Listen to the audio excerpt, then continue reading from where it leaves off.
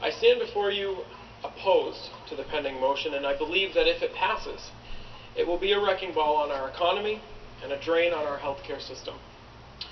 Mr. President, as you well know, I serve on the Veterans and Legal Affairs Committee, and I've had a great time on that committee with the two senators from the senator from Oxford and senator from York.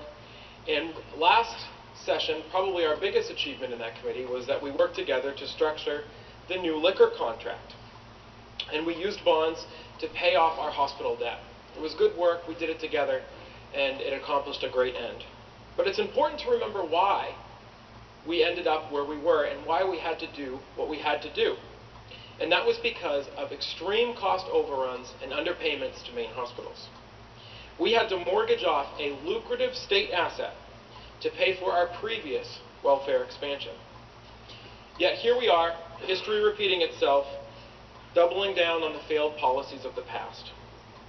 Only this time, we don't have another state asset to sell, or at least not a lucrative one. We've been debating this subject for years. Democrats have studies that show that if we pass this expansion, that we would actually save money on health care. Republicans have studies that say that if we do this over the next 10 years, we'll be paying $1 billion in new health care spending. We could sit here and debate for additional hours and throw out numbers, but I don't think that that is the best use of our time. So I'll tell you what I know. Throwing people on welfare will not solve our healthcare problems, nor will it fix our fiscal crisis. Yes, it may get people on government medicine for a while, but what happens when the money runs out? Because it will eventually run out. Make no mistake about that. Free.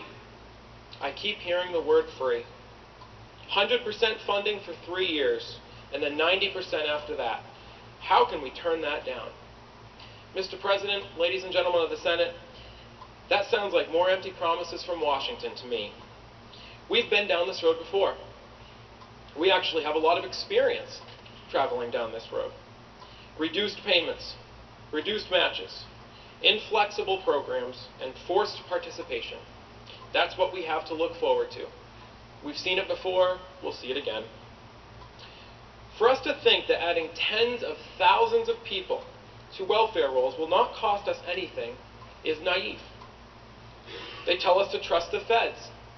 This is the same federal government that has $17 trillion in debt, didn't pass a budget for years, and can't cover their own costs, and we expect them to cover ours? I don't think so. Mr. President, we are the federal government. We will be paying this bill in one form or another. And let us remember, there is no such thing as public money.